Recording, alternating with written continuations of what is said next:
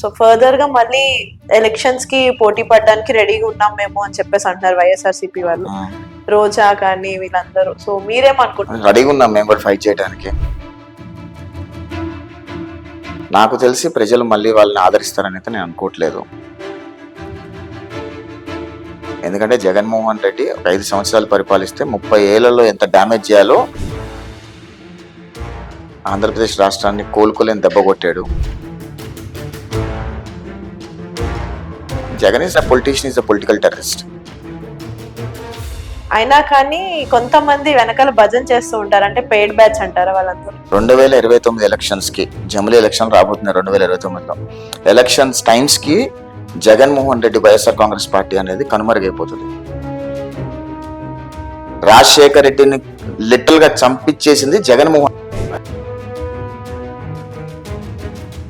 So internal గా టీడీపీకి సంబంధించిన ఇంకొక క్వశ్చన్ ఏంటి అని అంటే, ఇప్పుడు చంద్రబాబు నాయుడు గారు నారా లోకేష్ గారిని నెక్స్ట్ సీఎం గా నించోబెడదాం అనుకుంటున్నారు. అంటే వీళ్ళిద్దరికే ర్యాపోస్ బాగాలేదు, ఇలాంటివి చాలా మనం చూస్తున్నాం. పవన్ కళ్యాణ్ గారు చంద్రబాబు నాయుడు గారి మధ్య సఖ్యత ఎలా ఉంటది అనేది ఆన్ స్టేజ్ లో అందరు చూస్తున్నారు.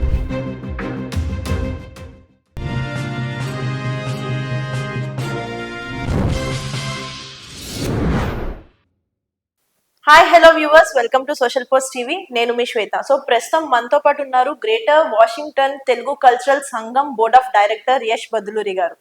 సో యష్ బదులూరి గారు అనేది ఒక టెక్ సావి యాక్టివిస్ట్, లీడర్, అనలిస్ట్, ఇలా చెప్పుకుంటూ పోతే ఆయనకి చాలా అంటే చాలా పేర్లు ఉన్నాయి. సో ప్రెసెంట్ ఏంటి అని చెప్పుకోవాలి అని అంటే, అమెరికాలో మన తెలుగు ప్రజలకి అండగా నిలుస్తున్నారు, ఆయన వాళ్ళ యొక్క గొంతుగా నిలుస్తున్నారు మన యష్ బదులూరి గారు. సో ఇంటర్నేషనల్ వైజ్ గా మన తెలుగు ప్రజలు ఎలాంటి ఇబ్బందులు పడుతున్నారు, అక్కడ సిచ్యువేషన్స్ ఏంటి, అలానే ఏపీలో ఉన్న పరిస్థితులు ఏంటి, పొలిటికల్ వైజ్ గా ఏం జరుగుతుంది, ఇలాంటి మరిన్ని విషయాలు మనతో షేర్ చేసుకోవడానికి మనతో పాటు ఉన్నారు యష్ బదులూరి గారు. సో ఫర్దర్ గా మళ్ళీ ఎలక్షన్స్ కి పోటీ పడడానికి రెడీగా ఉన్నాం మేము అని చెప్పేసి అంటున్నారు వైఎస్ఆర్సీపీ వాళ్ళు, రోజా కానీ వీళ్ళందరూ. సో మీరేమనుకుంటారు, అంటే వాట్స్ యువర్ పర్స్పెక్టివ్? రెడీగా ఉన్నాం మేము కూడా ఫైట్ చేయడానికి. ఓకే, ఉగ్రవాదులతో ఫైట్ చేయడం అంటే మాకు కూడా సరదానే. డెఫినెట్ గా వైఎస్ఆర్ కాంగ్రెస్ పార్టీ అనేది ఒక ఉగ్రవాది పార్టీ. ఓకే, సో ఆ ఉగ్రవాది పార్టీతో పోరాటం చేయడానికి ప్రజాస్వామ్యబద్ధంగా ప్రజల తరపున ఫైట్ చేయడానికి మేము కూడా సిద్ధంగా ఉన్నాం. ఓకే. సో రోజా గురించి, కొడాలి నాని గురించి, అంబటి రాంబాబు గురించి పెద్దగా ఆలోచించాల్సిన అవసరం లేదు.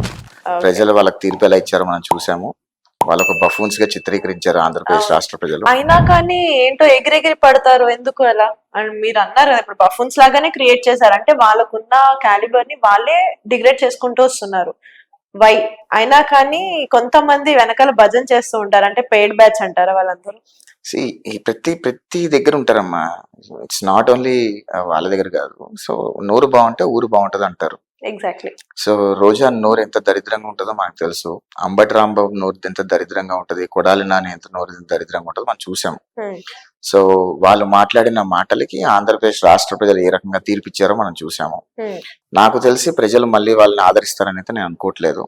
వాళ్ళనే కాదు, వైఎస్ఆర్ కాంగ్రెస్ పార్టీ వాళ్ళని కూడా ఆదరిస్తారని నేను అనుకోవట్లేదు. ఎందుకంటే జగన్మోహన్ రెడ్డి ఒక 5 సంవత్సరాలు పరిపాలిస్తే 30 ఏళ్లలో ఎంత డ్యామేజ్ చేయాలో 5 సంవత్సరాల్లో చేసి పడేశాడు. ఆంధ్రప్రదేశ్ రాష్ట్రాన్ని కోలుకోలేని దెబ్బ కొట్టాడు. సో ప్రజల జీవితాలు చిన్నభిన్నం చేశాడు.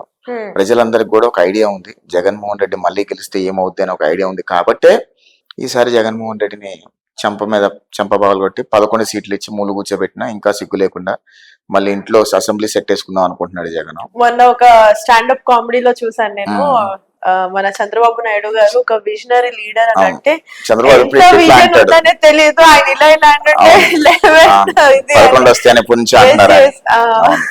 సో అది చాలా మంచి వైరల్ అయ్యింది. అంటే చంద్రబాబు విజన్ 11 చూపిస్తూ ఉంటాడు పద్దాక. ప్రజలు కూడా అనుకున్నారు 11 సీట్లు వీడికి ఇవ్వాలని చంద్రబాబు చెప్తున్నట్టున్నాడు అని అనుకున్నారు. సో చంద్రబాబు విజన్ ప్రకారం 11 సీట్లే వచ్చినాయి జగన్ కూడా. So Jagan is not a big good politician అనేది నా అభిప్రాయం.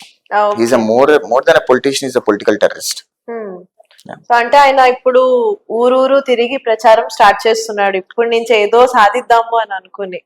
ఏమి లేదమ్మా, నేను ఓపెన్ గా చెప్తున్నా, మళ్ళీ చెప్తున్నా, జగన్మోహన్ రెడ్డి గనక ఇప్పుడున్న కూటమి ప్రభుత్వం మీద వ్యతిరేకత ఉంది ఆయన అని అనుకుంటే గనక ఆయనకున్న 11 మంది ఎమ్మెల్యేలని డైరెక్ట్ గా రాజీనామాలు చేసి ఎలక్షన్స్ రమ్మనండి. అవును, ఇప్పుడు చాలా మంది వైఎస్ఆర్సీపీ రిజైన్ చేసి టీడీపీలోకి రావడం జరుగుతుంది అని అంటున్నారు. ఇది ఎంతవరకు నిజం? నేను అదే చెప్తున్నాను మీకు.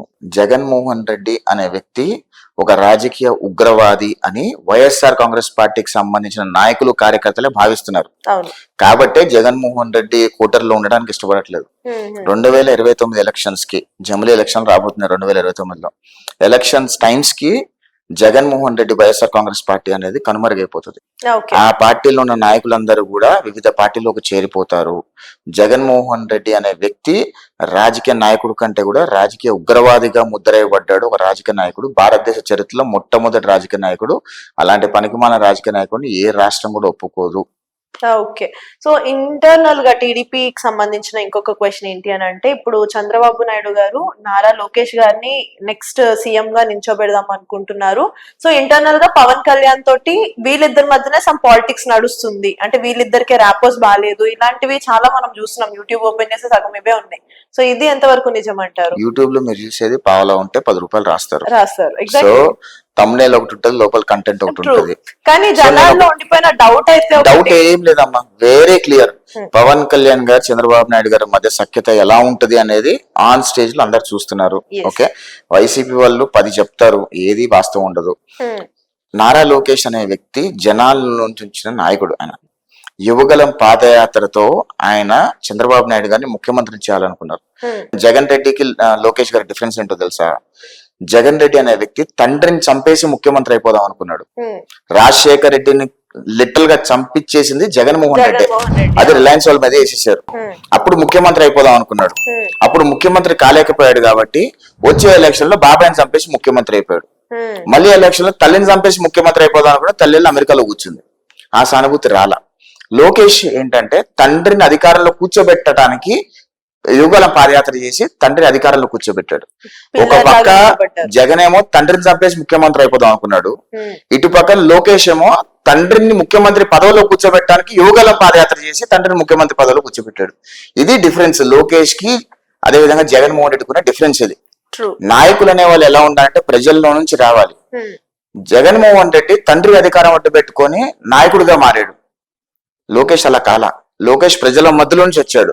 ప్రజల మధ్యలోంచి, కార్యకర్తల మధ్యలోంచి వచ్చి నాయకుడయ్యాడు. ఈ రోజు మంగళగిరి నియోజకవర్గం బంపర్ మెజారిటీ ఎందుకు వచ్చిందమ్మా? ఎంత మంచి పనులు చేసి ఉంటాడు. నాయకుడుగా మంగళగిరి నియోజకవర్గ ప్రాంత ప్రజలు లోకేష్ గారిని ఎన్నుకోవడం ఎందుకు ఎన్నుకున్నారు? లోకేష్ గారు చేసిన పనులు, ఆయన నాయకత్వాన్ని బలపరిచారు కాబట్టి ఎన్నుకున్నారు. రేపు ఆయన ముఖ్యమంత్రి అయ్యే ఛాన్స్ వస్తే ఖచ్చితంగా ఎవరూ ఆపలేరు దాన్ని.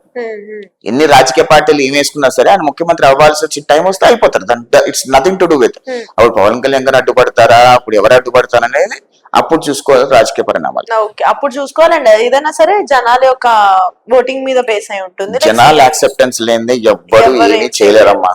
As simple as that. నా గట్టి నమ్మకం ఏంటంటే 2029 ఎలక్షన్స్ లో కూడా చంద్రబాబు నాయుడు గారు ముఖ్యమంత్రి అభ్యర్థిగానే వెళ్తారు. చంద్రబాబు నాయుడు గారు మరొకసారి ముఖ్యమంత్రి అయితే తప్పితే ఆంధ్రప్రదేశ్ రాష్ట్రం ప్రపంచ పటంలో నిలబడే అవకాశం ఉండదు.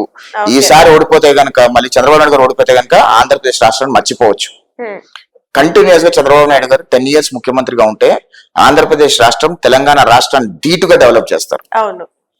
ఆ రోజు 2014లో క్యాపిటల్ పెట్టినప్పుడు 2019లో గెలిచి ఉండుంటే గనక ఈ రోజు ఎక్కడికో వెళ్ళిపోయేది అమరావతి.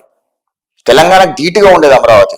కానీ 2019లో జగన్మోహన్ రెడ్డిని ప్రజలు నమ్మటం, ఒక ఛాన్స్ ఇవ్వటము, వాడు వచ్చి ఆంధ్రప్రదేశ్ రాష్ట్రాన్ని సర్వనాశనం చేయటము, రాజధాని లేకుండా చేసేయటము, భూములు కబ్జా చేయటము, రేపులు, మర్డర్లు, మానభంగాలు, డ్రగ్స్, అన్ని రకాలుగా. అంటే ఆంధ్రప్రదేశ్ రాష్ట్రంలో ఎలాంటి దరిద్రం అయితే ఉండకూడదు అని అనుకున్నామో అన్ని దరిద్రాలు ఉన్నాయి. అన్ని ఉందా, కానీ రివర్స్ లో మళ్ళీ టీడీపీ గెలిచిన తర్వాత తుఫాన్ వచ్చింది, వాళ్ళకి ఇలా అయింది, వీళ్ళకి ఎలా అయింది. అంటే తుఫాన్ రావడానికి నువ్వు ఇక్కడ పార్టీ గెలవడానికి అసలు సంబంధం ఏంటి? అంటే ఆంధ్రప్రదేశ్ రాష్ట్రంలో చంద్రబాబు నాయుడు గారు వచ్చిన తర్వాత తుఫాన్ వచ్చింది అంటే జగన్మోహన్ రెడ్డి గెలిచిన తర్వాత కరోనానే వచ్చింది. చంద్రబాబు నాయుడు గారి వల్ల రాష్ట్రంలో ఒక మూలే ఏదన్నా తడిసి ఉంటుందేమో. జగన్మోహన్ రెడ్డి వల్ల ప్రపంచం మొత్తం అయింది కదా. సో ఇవన్నీ ఏంటంటే మాట్లాడుకోవడానికి బాగుంటాయి. సో లిటిల్ గా you not suppose to talk, you not that immature to talk అని అనుకుంటాను. సో అసలు మీకు జగన్మోహన్ రెడ్డి గారికి ఉన్న పొలిటికల్ రిలేషన్ ఎలా స్టార్ట్ అయింది? ఫైట్ కానీ ఏదో రిలేషన్ ఏంటి? అంటే జగన్మోహన్ రెడ్డితో నాకు రిలేషన్ ఏం లేదమ్మా. కాకపోతే ఏంటంటే మాచర్ల జగన్మోహన్ రెడ్డి గెలిచిన కరెక్ట్ గా 2 months 3 months కి మాచర్ల నియోజకవర్గంలో ఒక డిగ్రీ కాలేజ్ అమ్మాయిల్ని బలవంతంగా ప్రాస్టిట్యూషన్ పంపిస్తున్నారనే ఒక వార్త మా దృష్టికి వచ్చింది. ఓకే. మేము దాన్ని డ్యూ డెలిజెన్స్ చేశాము. చేస్తే అప్పటికే 9 మంది అమ్మాయిల్ని బలవంతంగా ప్రాస్టిట్యూషన్ పంపించారు, ఓకే. బలవంతంగా. సో పంపించినప్పుడు ఆ పేరెంట్స్ తో మాట్లాడినప్పుడు పేరెంట్స్ అందరూ కూడా మాకు జరిగింది, కానీ మీరు చెప్తే గనక మళ్ళీ మమ్మల్ని చంపేస్తారు అని అన్నారు. సో మేము ఆ ఇష్యూని తీసుకొని ఇష్యూతో మాట్లాడతాము. ఆ ఇష్యూతో మాట్లాడిన తర్వాత పిన్నెల రామకృష్ణారెడ్డి వాళ్ళు మా మీద కేసులు పెట్టడము, మా ఇంటి మీద పంపటము, మా ఇంటి పాల్గొట్టడము, మా తల్లి మీద దాడి చేయటము, మా అన్న మీద తమ్ముడి మీద దాడి చేయటం, ఇలా అట్లా స్టార్ట్ అయింది మా వారియర్. సో అక్కడ నుంచి ప్రతి ఇష్యూ మాట్లాడుతూ మొదలు పెట్టాము. సో ప్రతి ఇష్యూ జగన్మోహన్ రెడ్డికి నచ్చి నా మీద ఉన్న ప్రేమతో నా మీద కేసులు పెట్టాడు. Okay. Okay sir, thank you so much for giving this time. Thank you so much. Thank you.